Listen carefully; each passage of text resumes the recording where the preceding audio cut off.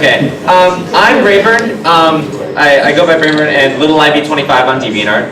I've been drawing ponies since like, no, it's been 3. Hasn't, okay, 2011? I lied. I've been drawing for 3 years. Okay, something like 2011. I've been drawing like a year before that. So it's about 4 years total that I've really been into drawing. I got into it, I think it was mainly through the music.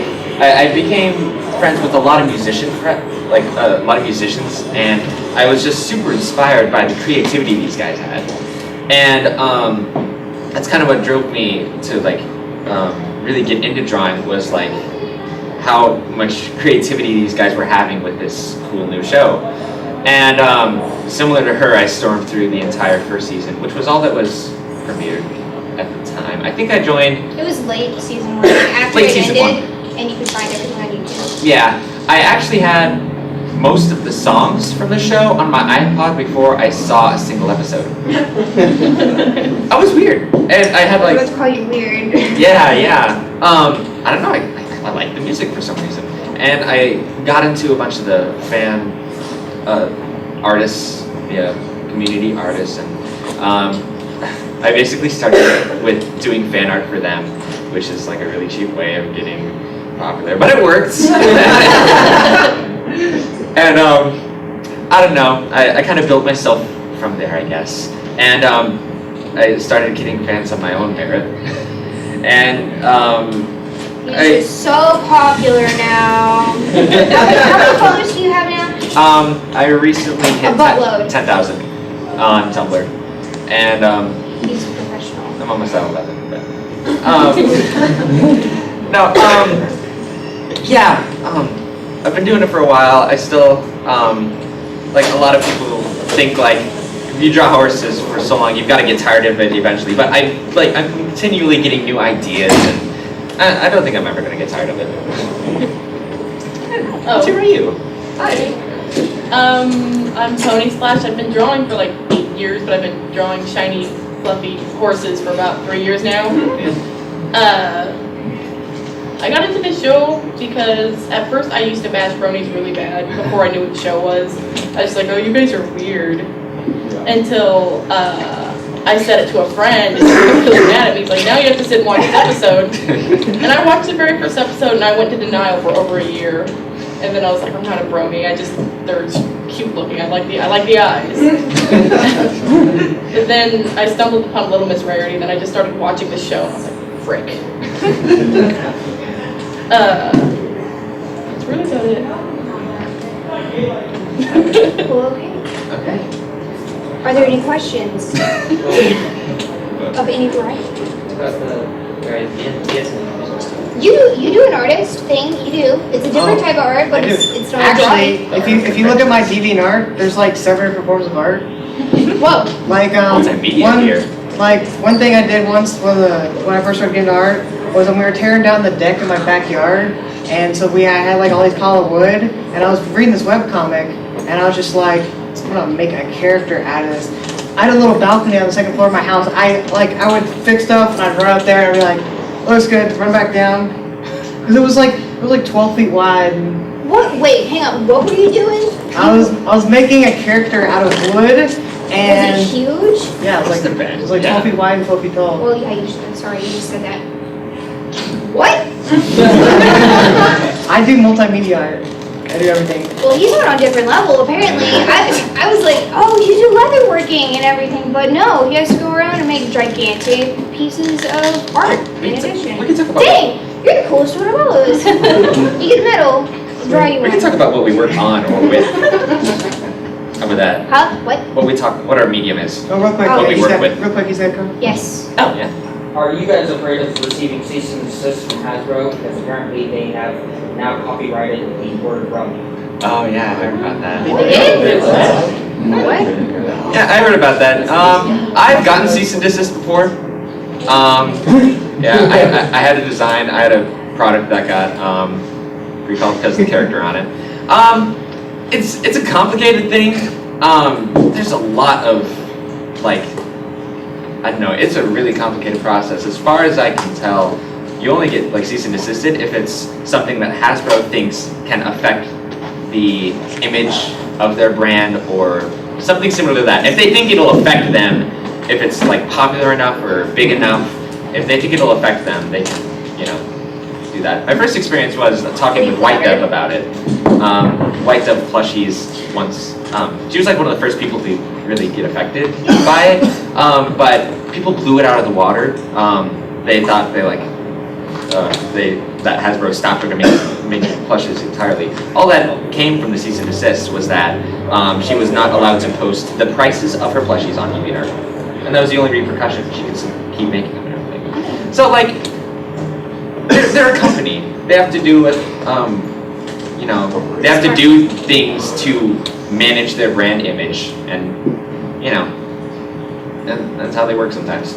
They're weird. We were gonna talk about mediums, what we like to work in. Okay. Did you want to go first? Sure. I normally do digital painting.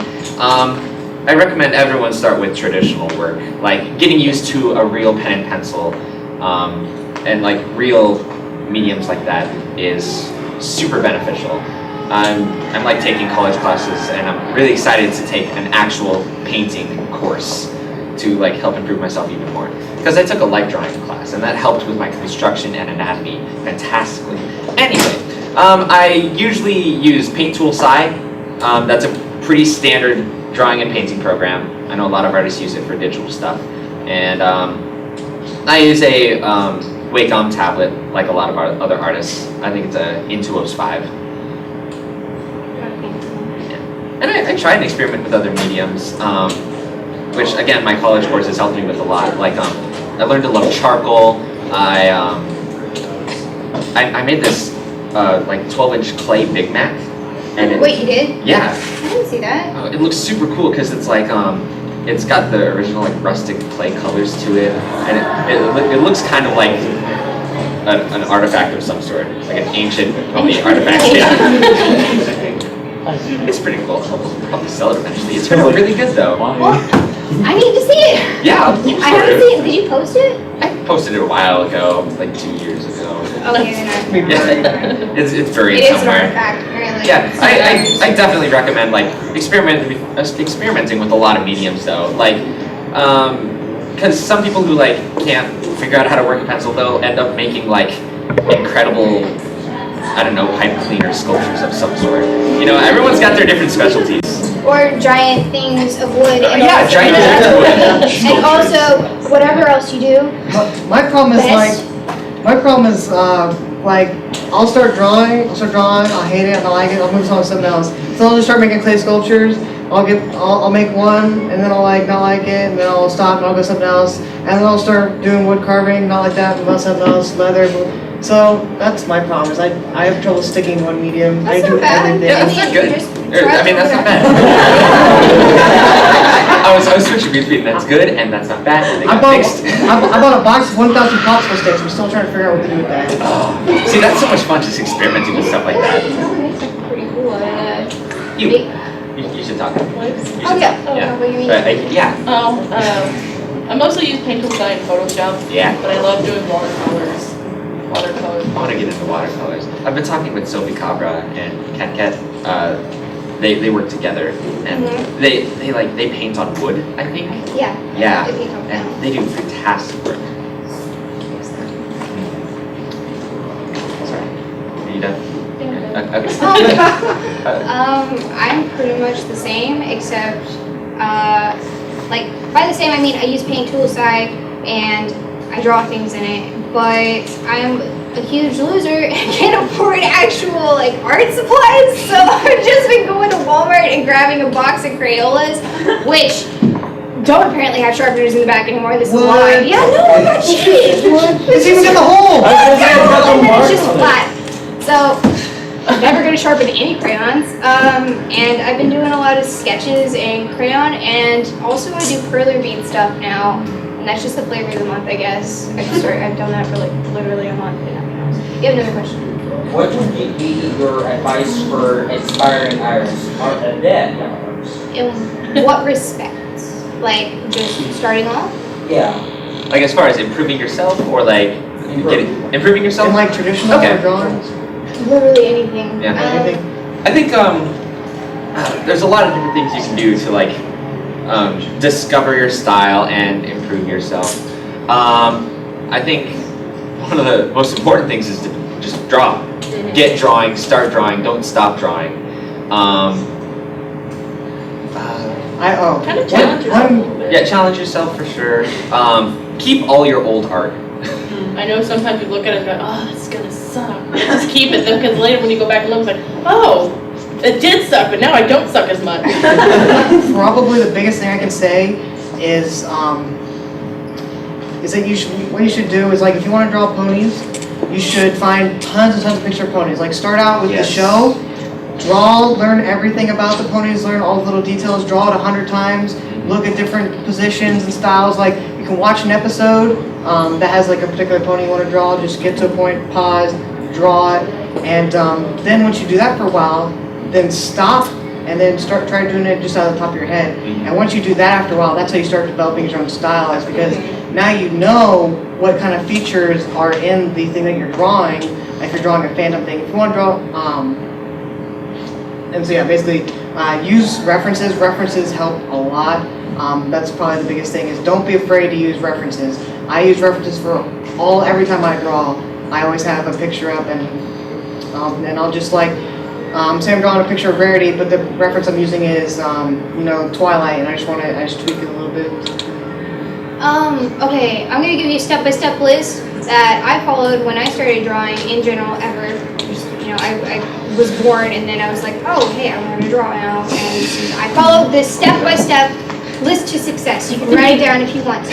Okay, step 1, find something that you find really cool or you enjoy, like ponies or Pokemon or home stuff or Dragon Ball Z, doesn't matter. Whatever it is, find it, enjoy it, be like, I am passionate about this, or I enjoy this. It doesn't have to be like, whoa, I'm super into ponies, but don't take passionate to be just the top tier of emotion or anything. Just something that you enjoy, and then find all the pictures of it you can.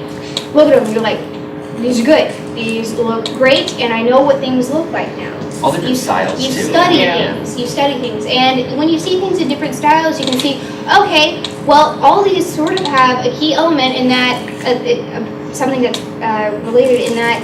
Oh, all of these legs look the same because that's how the leg is constructed. But each style looks different, except they have their key points. So you know how a leg works now. Congratulations, you just learned something. So after you looked at a million different things, you're like, I think I want to actually draw something now and not just look at a bunch of pictures on the internet.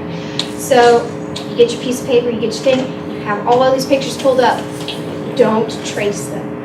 What you do is you look at them, and you're like, and you're gonna look at them like every 3 seconds. You're gonna draw a scritch, and then look at the picture. And what this does is, you can replicate something just by looking at it. I can look at you and I can draw you now. I can scritch and then but you can learn to, if you do that enough, you can train yourself to do that with anything. Because you'll know, it'll get to a point where you don't really see, that is a leg, and that is a table, and those are chords. You'll see, oh, that's a bendy curve line, and a circle, and some straight lines, and also, so you start seeing shapes, not so much things. Yes. Because when you think, I need to draw a top hat, or anything, you're going to be like, top hat from memory or from reference, and you're going to focus so much on making it look like a static top hat that honestly it's probably not going to come out very good. If you're fluid and you're going with it and you just look at the shapes, you're like, okay, there's a little like band around it, so swooper line, cylinder, curvy thing. Whoa, this looks way more organic and works way better. I feel like I could just wear this on my head, except it's a piece of paper, so I won't. Shapes are a really big thing. Like even if you watch videos of like professional, highly respected artists, like you'll see they start with their circle. They'll draw boxes. I mean, shapes are really good for getting your base down when you're first starting your drawing, and it's that's probably another good thing for starting out, is learning shapes. Yeah. The basics. You're gonna go back to Sesame Ages and be like, this is a circle, and you're gonna multiply that circle times 1,000,000. You're like, okay, think I've got circles down. There's circle exercises that you can do of drawing good circles. Oh, yeah. Shapes help a ton with proportion too, I think. Like if you can if you draw a circle for the head and then figure out, oh, the body's 3 heads high, oh, the torso is composed of 2 heads, stuff like that. Like the neck is about as thick as the back leg, stuff like that. Comparing, like when it comes to drawing a pony, comparing parts of it with different parts of it helps a lot with getting the proportions just right. Because I noticed in a lot of beginning artists, they make the torso really long, or they make the neck way too short, and they make the head really small. And you get hot dog ponies, which I guess that could be cute, but that's not what they were going for. yeah, but no, that's my idea. My original character, do not steal, hot dog horse. hot dog horse. You're really good at the food ponies. Thank you. Yeah. What's your character? What characters do you have? I have, no, I can't tell all of them. There's so many. But I have a donut one, and she's really cute, and I love her. She has little frosting. icing. Yeah, she has frosting on her. Coated frosting and sprinkles. And she's Oh, adorable. her ponytail is a donut. Oh, yeah, no, okay, she so has a cute. ponytail and it holds it, and her ponytail holder is a donut. She's my favorite. She's a good one. And you've got a lot of. I like making horses characters. based off Yeah. I love food. Best. In the end, really, there's no, get rich fast track to being great at art. You really just get a feel for things. So I'm sorry. I know that's what you're not hoping to hear, but you gotta make yourself do it over and over and over again. You can't be like, wow, this is the worst thing I've ever done. Because you know what? You might be brand new. I'm not gonna expect freaking Van Gogh stuff right out of the bat. And back in the day, Van Gogh was like, hey, my stuff's crap. Oh, I'm dead now. Everything's actually great because he was happy. So don't put yourself down. Keep at it, and you'll eventually get to the point where you can see the code in the matrix. It's literally like seeing the code in the matrix. You start breaking things down. Yep. And then life gets a lot easier. One of the things one of the things I like to do is try and make each piece I do a little better than the last. I try and make each new piece I make my best piece. And even though I might not see it right away, it always turns out to be true. Because I'm always improving with each new thing I draw, and Fairy dust you use, and I'm gonna do that. No, dang, I'm like, no, this isn't good. No. What happens? I don't know. I don't think so. But then I go back and I see I'll look from stuff from one month to the next, and I'll notice drastic improvement, even though back then I didn't feel anything. I might have I learned a new shading tutorial from a video I watched on YouTube. I'll try and apply it maybe, and it'll slowly incorporate into what I do, and it'll just add on to my knowledge, and going back I see it, just because I kept going. Yeah. Keep moving forward. You keep on trying, right? What was I gonna say? I had something on the tip of my tongue. Now I can't say it. Something about hot dog buns? No, but that is a wonderful topic, and I would love to talk about it. Maybe not here. Not at this panel. She also likes macaroni art. Macaroni art. I like anything. If it's macaroni art, if it's crayons, if it's pieces of wood, if it's leatherworking for a month and then you decide you don't actually like leatherworking, you go for it. You're awesome. You keep doing whatever happens to be your flavor of the month or year or eternity. Don't feel bad for jumping around. Don't feel bad for, oh hey, I'm into ponies for a little bit. Oh, not really feeling the ponies this month. Gonna go draw some Pokemon. Don't feel bad. Especially if people are like, hey, I follow your Tumblr and I've followed it since yesterday, and I feel obligated to get some freaking ponies right now. And that will happen. The moment you put your stuff on the internet, people are like, you're giving me this art for free, and I think you owe me something. Don't listen to them. Don't. You just do whatever makes you feel happy, because while you're drawing other things, you're also learning stuff about anatomy at the same time, or how other things work, or how to turn things into a 3D space. And so everything can tie back, and you'll be like, okay, I'm ready for ponies again. Yeah, party, woo. And you're just like, whoa, I made the best thing I have ever done in my entire life. and it just radiates sunbeams and everything. And people are like, wow, I'm glad I waited and wasn't a huge bad person. My human anatomy used to be terrible, and then like I drew ponies for a couple years, and then I took a life drawing class, and I noticed such drastic improvement on how I was able to visualize like human anatomy and construction and proportion. And I was just like amazed at how much I learned without really knowing. Yeah, it just suddenly happens. You're like, whoa, I didn't know Glitch in the that. Matrix. Were there any other questions? I'm sorry if I like You got off didn't track. talk much about you. You talk. I feel like we're talking too much. Yeah. I'm sorry. Okay. Question? I like listening to people. Okay. Would your advice for aspiring artists be the same for someone, say, who's been drawing their entire life and just lacks the motivation? For So get past the wall. Oh, getting past. Yeah. Go draw something different. If you're like, hey, I only draw buildings and I've drawn buildings my entire life. I'm so great at buildings, but I kind of hate buildings now. Go draw a tree. Go draw a pony. Go draw a cup. Draw anything else, and then you'll come back to it and you'll be like, oh, hey, I'm in the mood for buildings again. If you just like, I think he's asking about people who've drawn for a long time but don't feel like they. improved it all. Or like- Well, I'd say because I've been drawing since I can't even remember. My mom still has my drawing from 2 years old. Yeah. So, but the last few years, I just have to grind myself to even finish it. I fall into that rut a lot, like a lot. It's every other month. I'll just kind of go dead on Tumblr and people are like, hey, did you like die? Because I'm kind of getting worried. Haven't heard anything from you in a bit. Yeah, I'm guilty of it. And it's just like, I've not been in the mood. I've been in a rut. What I do to try to force myself out of it is I put on some good music, I eat an orange, and I try to treat my body well, because a lot of times when that happens, I'm actually kind of depressed. And there's stuff that you can do to try to pull yourself out of that. Not saying, whoa, depression's not a serious problem, it can be fixed in like with an orange. So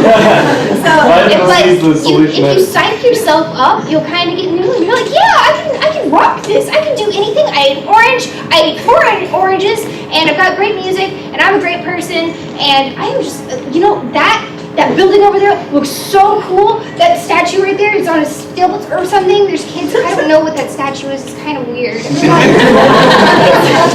so cool. I think I'm gonna draw it. Not even I'm gonna draw it. If you take a picture of it, it'll probably stick in your mind. And just you gotta force yourself. It gets to a point where you're like, okay, I think I've aligned the stars as best as I can. I have to actually make myself put pen to paper, and then it just kind of happens. But don't make it to where you want to pull your teeth out versus actually draw, because that will eventually kill all desire to draw ever. It's negative reinforcement. You gotta positive reinforce yourself. Give yourself a treat. Eat that. I want to eat that. It's lint candy. Eat whatever makes you happy. Put yourself in a good mood. Treat yourself to a spa day, and then be like, this was my draw day. I go to spa, draw, lint candy, gonna draw a tree. And then it helps. Because I've been in a situation where I have to do commissions and it's been like a month or something and I feel terrible. I have these people's money, I have these people's money and I haven't given them anything in return. And I'm like, whoa! But I can't actually make myself draw because I just sit there and nothing's happening. Something happens usually by now, nothing ends up happening. But if you make yourself feel good first, Yeah, I see that happen kind of with like commissioners, because like one of my friends, Fritzy B, he's kind of like a cartoon storyboardist, and he does also his music and stuff. But one thing I noticed is that like with commissions, like if you ask him just to draw just for like fun, he'll draw and he'll finish it in 10 seconds flat. As soon as you say there's money involved, he's like, this looks okay. there's a lot of pressure involved. Yes. You want to do good. I mean, it was worth something to commission. I don't know. It's special that they're like, I think you're so good, I'm going to give you money for it. And I'm like, whoa, that's super. That's the best compliment I could ever receive. I better do the best. And then you don't feel your best, and then you're like, maybe not today. And then it happens again and again and again, and then it's been a month, and you're like, whoa, I'm the worst. But you got to realize that you're not the worst. You just have your ups and downs. Everybody has a question, apparently. You were first. Have you ever used like critiquing other people's work as kind of a bug to start drawing again or anything like that? She's critiqued some of my work sometimes. Actually, yeah.